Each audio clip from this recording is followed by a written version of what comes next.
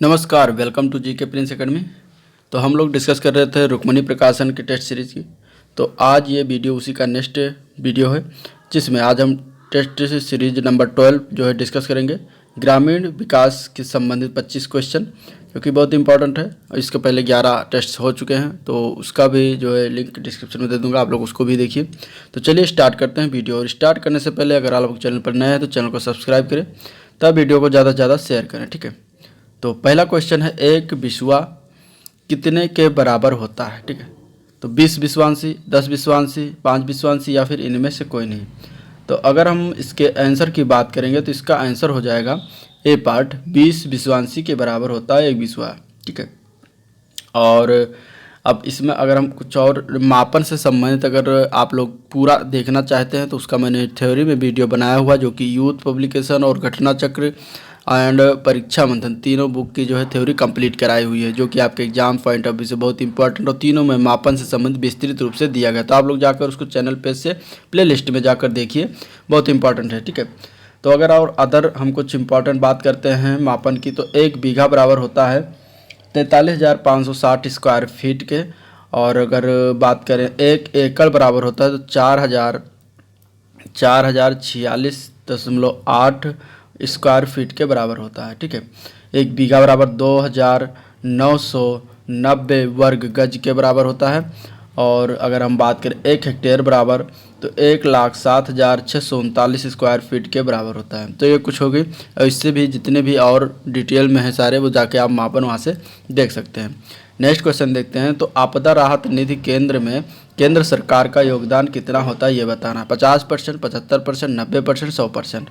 तो अगर हम इसके आंसर की बात करेंगे तो इसका आंसर हो जाएगा सी पार्ट, 90%, ठीक है। आपदा राहत निधि केंद्र में केंद्र सरकार का योगदान 90% होता है, और इसमें जो है राज्यों का योगदान जो होता है वो 10% होता है राज्य सरकार का, ठीक है। और 1985 से लेकर राष्ट्रीय राहत कोष को जो है प्रधानमंत्री कार्यालय के पूर्ण नियंत्रण में से ले लिया गया है। आपदा राहत कोष जो है केंद्र का अंश अब 75% और राज्य का अंश 25% होता है, लेकिन 1 अप्रैल 2018 से इसको बदल कर जो है 90% और 10% केंद्रों और राज्यों में कर दिया गया, ठीक है। आपदा राहत राष्ट्रीय राहत कोष की स्थापना जो किया गया था वो वर्ष था 1948। तो ये कुछ बातें हो गई। अब अगला क्वेश्चन देखते हैं। पहुंच बांध परियोजना किस जनपद में है ये बताना है। तो पहुंच बांध परियोजना की बात करेंगे तो ये जो है झांसी जनपद में, झांसी जिला में है, उत्तर प्रदेश के, ठीक है। तो आंसर इसका बी पार्ट हो जाएगा, झांसी। अब कुछ परियोजना है और उनके स्थानों के नाम जान लेते हैं, जैसे कि सिंगरौली ताप प्रोजेक्ट, ये कहाँ पर है तो ये मिर्ज़ापुर में पड़ेगा। सिंगरौली ताप प्रोजेक्ट, ठीक है, मिर्ज़ापुर जिला में पड़ेगा। इसके बाद अगर हम बात करें राजघाट प्रोजेक्ट, तो ये चंदेरी में है, ठीक है, राजघाट प्रोजेक्ट चंदेरी में है। इसके बाद रोजा ताप विद्युत परियोजना तो ये शाहजहाँपुर है, शाहजहाँपुर में है, पड़ता है, शाहजहाँपुर एक जिला है।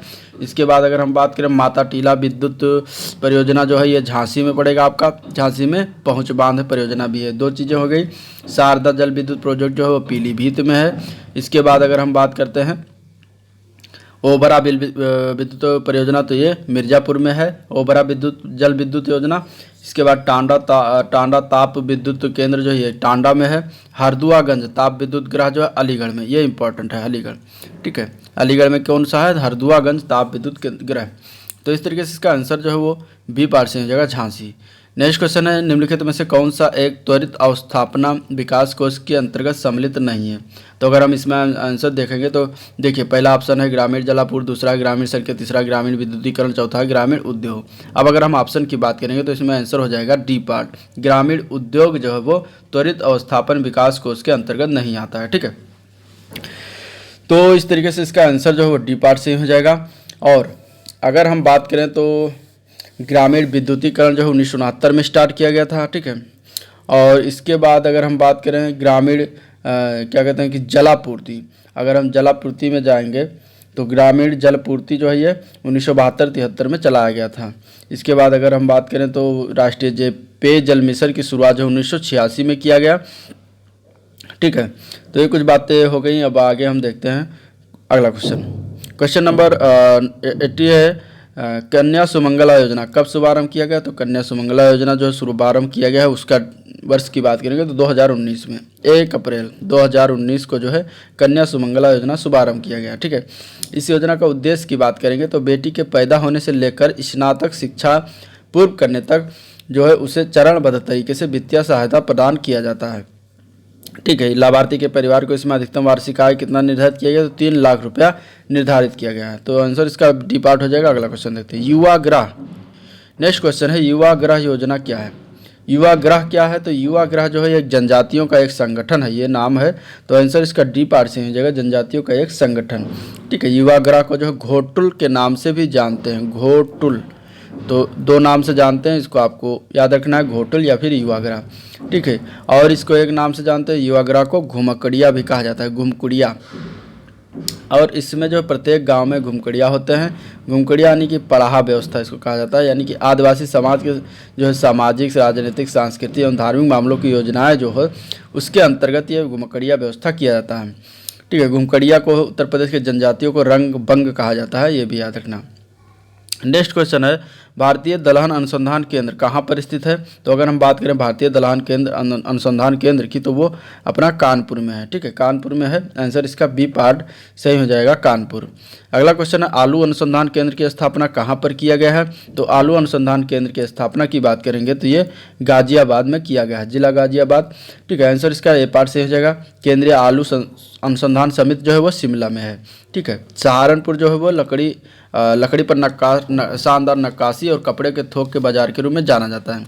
मेरठ जो है लकड़ी के खिलौनों के लिए जाना जाता है। अगला क्वेश्चन है, देश का प्रथम बागवानी कॉल सेंटर कहाँ पर है? तो प्रथम बागवानी कॉल सेंटर जो है आपका लखनऊ में है, उत्तर प्रदेश की राजधानी लखनऊ में। ठीक है, नेक्स्ट क्वेश्चन की बात करें तो प्राय संयुक्त परिवार का कर्ता कौन होता है? तो संयुक्त परिवार का कर्ता धर्ता जो होता है वो सबसे बुजुर्ग पुरुष होता है। तो आंसर इसमें जो हो जाएगा ए पार्ट से होगा, सबसे बुजुर्ग पुरुष। ठीक है, तो इस तरीके से इसका आंसर हो गया। अब अगला क्वेश्चन देखते हैं, इस्लाम में हज़रत मोहम्मद साहब को किस रूप में मान्यता दी गई है? तो अगर हम इस्लाम में बात करेंगे तो हज़रत मोहम्मद साहब को जो है एक पैगंबर के रूप में मान्यता दिया गया है। तो आंसर इसका सी पार्ट से हो जाएगा, पैगंबर। हज़रत मोहम्मद साहब का जन्म जो है 570 ईस्वी में मक्का में हुआ था, ये भी आपको जानना। मक्का में हज़रत मोहम्मद साहब का जन्म हुआ था 570 ईस्वी में। अब अगर हम बात करें तो इन्होंने अपना उपदेश कब दिया था? तो 613 ईस्वी के आसपास इन्होंने उपदेश देना प्रारंभ कर दिया गया, और इसी घटना को जो इस्लाम धर्म का आरंभ माना जाता है। मक्का जो है मुसलमानों का तीर्थ स्थल है, और इंडोनेशिया में जो सबसे बड़ी संख्या में सुन्नी मुसलमान हैं। ईरान में जो है दुनिया में सबसे ज़्यादा शिया रहते हैं। पाकिस्तान जो है दुनिया की दूसरी सबसे बड़ी सुन्नी और दूसरी सबसे बड़ी शिया आबादी वाला देश है। तो इस तरीके से कुछ पॉइंट हो गया। अगला क्वेश्चन देखते हैं, अस्पृश्यता अपराध अधिनियम किस वर्ष पारित हुआ? तो अस्पृश्यता अधिनियम जो है वर्ष 1955 में पारित हुआ था। आंसर इसका बी पार्ट से हो जाएगा। 1976 में इसका संशोधन कर इसका नाम जो है सिविल अधिकार संरक्षण अधिनियम कर दिया गया। भारतीय संविधान के अनुच्छेद 17 जो है छुआछूत का उन्मूलन से संबंधित है, यह आपको याद रखना है। नेक्स्ट क्वेश्चन है, बर्गेस ने एकल अध्ययन सब पद्धति को किस नाम से पुकारा है? तो बर्गेस ने जो है एकल पद्धति अधिनियम को जो है सामाजिक सूक्ष्मदर्शी यंत्र के नाम से पुकारा है। तो आंसर इसका डी पार्ट से हो जाएगा, सामाजिक सूक्ष्मदर्शी यंत्र। ठीक है, इसी नाम से बर्गेस ने इसको पुकारा एकल अध्ययन। एकल अध्ययन के जो अर्थ की बात करेंगे तो किसी व्यक्ति विशेष से नहीं बल्कि एकक, अर्थात एक ही संस्था, एक राष्ट्र, एक धर्म, एक व्यक्ति या एक समूह भी हो सकता है। इस तरीके से एकल का अर्थ किसी भी इकाई से होता है। एकल एक निकट अध्ययन, एकल गहन अध्ययन, संचयी अध्ययन, उपचारात्मक अध्ययन, इस तरीके से होता है। ठीक है, अगला क्वेश्चन देखते हैं। नेक्स्ट क्वेश्चन है, ग्रामीण भारत के लिए सब गरीबी रेखा का आधार निर्धारित किया गया है। कितना निर्धारित किया गया है गरीबी रेखा का आधार? तो अगर हम बात करें गरीबी रेखा के आधार के बारे में तो देखिए ऑप्शन में दिया गया 27 प्रतिदिन के आय पर, 37 प्रतिदिन के आय पर, या फिर 33 प्रतिदिन के आय पर, या फिर उपयुक्त में से कोई नहीं। तो अगर हम देखेंगे ग्रामीण भारत के लिए गरीबी रेखा का आधार जो है वो 27 रुपये प्रतिदिन के आधार पर निर्धारित किया गया है। और ये किसके मापदंड था? ये तेंदुलकर समिति के मापदंड पर जो इसका उपयोग, न्यूनतम उपयोग किया, मतलब क्या कहते हैं किसको निर्धारित किया गया था। ठीक है, तो इसका आंसर जो है क्या कहते हैं कि ए पार्ट सी हो जाएगा। अगला क्वेश्चन है कि भारत में पशु कल्याण बोर्ड का मुख्यालय कहाँ है? पशु कल्याण बोर्ड का मुख्यालय की बात करेंगे तो इसका मुख्यालय मद्रास में है, चेन्नई में। ठीक है, आंसर इसका डी पार्ट हो जाएगा, मद्रास या फिर चेन्नई। ठीक है। 2018 में 2018 में जो है पशु कल्याण बोर्ड का मुख्यालय को मद्रास से फरीदाबाद जिले के बल्लभगढ़ यानी हरियाणा में हस्तांतरित कर दिया। तो अब अगर ऑप्शन में अगर हरियाणा का फरीदाबाद जिला होगा या बल्लभगढ़ होगा तो आंसर अब उसका वो हो जाएगा जो वर्तमान में है, इसमें है ना। और पहले कहाँ पर था स्टार्टिंग में, तो वो था चेन्नई में। ये चीज़ आपको याद रखनी है। नेक्स्ट क्वेश्चन है, उत्तर प्रदेश राजमार्ग भू नियंत्रण अधिनियम किस वर्ष स्थापित किया गया, किस वर्ष पारित किया गया है। तो अगर भू नियंत्रण अधिनियम की बात करेंगे तो ये वर्ष 1945 में पारित किया गया था। आंसर इसका सी पार्ट से हो जाएगा 1945। ठीक है। और यह अधिनियम जो है सड़क की एक व्यापक परिभाषा देता है, इस अधिनियम के द्वारा दिया जाता है। अगला क्वेश्चन है, बुंदेलखंड नामक क्षेत्र निम्नलिखित में से किस सीमा के अंतर्गत आता है। तो अगर बुंदेलखंड नामक क्षेत्र की बात करेंगे तो ये उत्तर प्रदेश और मध्य प्रदेश की सीमा के अंतर्गत आता है। इसका बी पार्ट से हो जाएगा, उत्तर प्रदेश और मध्य प्रदेश की सीमा के अंतर्गत आता है। उत्तर प्रदेश के सर्वाधिक राज्य जो है उत्तर प्रदेश राज्य के सर्वाधिक जिले यानी कि 11 जिले सीमा जो है मध्य प्रदेश से लगती है, ये भी आपको याद रखना है। अगर हम बुंदेलखंड के प्राचीन नाम की बात करेंगे तो जेजाक मुक्ति है। ठीक है। बुंदेली इस क्षेत्र की मुख्य बोली होती है, तो आंसर इसका बी पार्ट हो जाएगा। निम्न में से कौन सा एक भाषा जो है उत्तर प्रदेश की 2 राजभाषाओं में से एक है, ये बताना है। तो अगर हम बात करें तो आंसर इसका ए पार्ट हो जाएगा उर्दू। ठीक है। उर्दू जो है उत्तर प्रदेश की 2 राजभाषाओं में एक है। एक पहला तो उत्तर प्रदेश की 2 प्रमुख राजभाषा, एक है हिंदी और दूसरी क्या बनाई गई उर्दू, जो कि सरकार द्वारा 1989 में इसको अपनाया गया था, 1989 में। ठीक है। आंसर इसका ए पार्ट हो जाएगा। अगला क्वेश्चन है, उत्तर प्रदेश में नींबू जो है प्रधानता कहाँ उगाया जाता है, ये बताना है। तो उत्तर प्रदेश में नींबू जो है सहारनपुर और मेरठ जिलों में प्रधानता ये उगाया जाता है, तो आंसर इसका ए पार्ट से हो जाएगा, वो सहारनपुर और मेरठ जिला। ठीक है। तो इस तरीके से आंसर इसका ए पार्ट से हो जाएगा। और नींबू के लिए भारत में अगर देखा जाए तो नागपुर प्रसिद्ध है, ऑरेंज सिटी के नाम से जो है नागपुर जाना जाता है। नींबू में औषधीय गुण की प्रमुखता, नींबू जो साइट्रिक अम्ल का प्रमुख स्रोत होता है। नेक्स्ट प्रश्न है, निम्नलिखित में से कौन सा कार्यक्रम भारत में हरित क्रांति कार्यक्रम का आधार बना। सघन कृषि जनपद कार्यक्रम, सघन कृषि क्षेत्र कार्यक्रम, या फिर सीमांत कृषक एवं भूमिहीन कृषक श्रमिक कार्यक्रम, या फिर डी पार्ट है उपयुक्त ए बी और दोनों। तो अगर हम बात करें आंसर की तो आंसर इसका डी पार्ट हो जाएगा, ए और बी दोनों, यानी कि सघन कृषि जनपद कार्यक्रम, सघन कृषि क्षेत्र कार्यक्रम दोनों आधार बना था हरित क्रांति के कार्यक्रम का। हरित क्रांति के जनक की बात करेंगे भारत में तो एम.एस. स्वामीनाथन जी हैं, एम.एस. स्वामीनाथन जी हैं। इसके बाद कब आया था, शुरुआत कब हुआ था, तो 1966-67 में शुरुआत किया गया था। 66 to 67 में हरित क्रांति की शुरुआत भारत में हुई थी। हरित क्रांति के प्रारंभ करने का श्रेय की बात करेंगे तो नॉर्मल बोरलॉग को जाता है। ठीक है। और एक कृषि क्षेत्र में महत्वपूर्ण प्रगति हुई, जिसमें गेहूं, गन्ना, मक्का, बाजरा आदि फसलों का जो है बहुत उत्पादन और उत्पादकता में काफ़ी वृद्धि हुई। ठीक है। हरित क्रांति का प्रभाव की बात करें तो सबसे ज़्यादा राज्यों में पंजाब राज्य का रहा है। अगर हम अगला क्वेश्चन देखते हैं तो चकबंदी का संबंध निम्नलिखित में से किससे है, यह बताना है। तो चकबंदी का संबंध जो होता है वो भूमि सुधार के कार्यक्रम से होता है। आंसर इसका ए पार्ट से हो जाएगा, भूमि सुधार कार्यक्रम।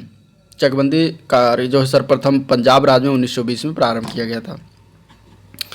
अगला प्रश्न देखते हैं, कृषकों को उनकी उपज का बेहतर मूल्य दिलाने के लिए सरकार द्वारा निम्न में से कौन सा उपाय किया गया है। तो अगर हम बात करें इसमें तो कृषि जिन्सों को अंतर जनपदीय अंतर्राज्यीय सीमा से मुक्त आवाजाही सुनिश्चित करना, पीएम आशा योजना शुरू करना, सीएसीपी सिफारिश और 22 फसलों का न्यूनतम समर्थन मूल्य निर्धारित करना, ये सारी चीज़ें जो है कृषकों को उनकी उपज के बेहतर मूल्य दिलाने के लिए सरकार द्वारा उपाय किया गया है। तो आंसर इसका डी पार्ट से हो जाएगा, उपयुक्त सभी। ठीक है। अगला क्वेश्चन देखते हैं, आयुष्मान भारत कब स्टार्ट किया गया, कब प्रारंभ हुआ। तो आयुष्मान भारत की अगर हम बात करेंगे तो ये 2018 में स्टार्ट किया गया था, वो भी फरवरी मंथ में। ठीक है। तो आंसर इसका डी पार्ट से हो जाएगा। और अगर आयुष्मान भारत की योजना की बात करेंगे तो इसमें जो है इसका उद्देश्य प्रति परिवार प्रति वर्ष 5 लाख रुपए तक का मुफ्त इलाज करवाना है। ठीक है। यह योजना जो है 23 सितंबर 2018 को पीएम नरेंद्र मोदी द्वारा रांची जो है झारखंड में शुरुआत किया गया था। ठीक है। यह योजना जो है पूरी तरह से केंद्र के द्वारा वित्त पोषित है और इस योजना में जो है सार्वजनिक एवं निजी सूचीबद्ध अस्पतालों में माध्यमिक एवं तृतीयक स्वास्थ्य उपचार के लिए प्रति परिवार 5 लाख रुपए तक की धनराशि लाभार्थियों को मुहैया कराती है। ठीक है। तो आंसर इसका डी पार्ट से हो जाएगा। अगला क्वेश्चन देखते हैं, निम्न में से किसे सामाजिक विकास हेतु एक प्रमुख कारक माना जा सकता है। तो अगर हम आंसर की बात करेंगे तो इसमें आंसर जो हो जाएगा वो ये पार्ट हो जाएगा, प्रत्येक गांव में प्राथमिक विद्यालय की स्थापना जो है एक प्रमुख कारक माना जा सकता है सामाजिक विकास के लिए। ठीक है, तो ये पार्ट से हो जाएगा। लास्ट क्वेश्चन है, 1 एकड़ में कितना बीघा होता है या रकबा होता है? ठीक है, कच्चा। ठीक है, तो अगर हम बात करेंगे आंसर की, तो इसमें आंसर हो जाएगा ये पार्ट, 5 बीघा होता है। ठीक है, 1 एकड़ में। 1 हेक्टेयर में जो है 2.47 एकड़ होता है 1 हेक्टेयर में। ठीक है, 1 हेक्टेयर में। और इसके बाद अगर हम बात करें क्या कहते हैं, 1 एकड़ में जो है हेक्टेयर की बात करेंगे, तो 1 एकड़ में हेक्टेयर की बात करेंगे तो हेक्टेयर कितना होता है? 0.40468 एकड़ की होता है। ठीक है, 1 हेक्टेयर में। तो उत्तर भारत में जमीन मापने के लिए बीघा का प्रयोग किया जाता है। 1 एकड़ में जो है 1.262 बीघा होता है 1 एकड़ में। ठीक है, 1 एकड़ में 1.262 बीघा होता है। 5 हेक्टेयर में जो है 20 हेक्टेयर होता है। सॉरी, 5 हेक्टेयर में 20 बीघा होता है, ये भी आपको याद रखना है। तो इस तरीके से इसका आंसर जो है ए पार्ट से हो जाएगा 5 बीघा। 1 एकड़ में 5 बीघा होता है। तो ये था वीडियो आज का ओवरऑल जिसका डिस्कशन हुआ। अगर वीडियो पसंद आया तो लाइक करिए, चैनल को सब्सक्राइब करिए, साथ में अपने दोस्तों में ज़्यादा से ज़्यादा शेयर करें। मिलते हैं नेक्स्ट वीडियो में, तब तक के लिए थैंक यू।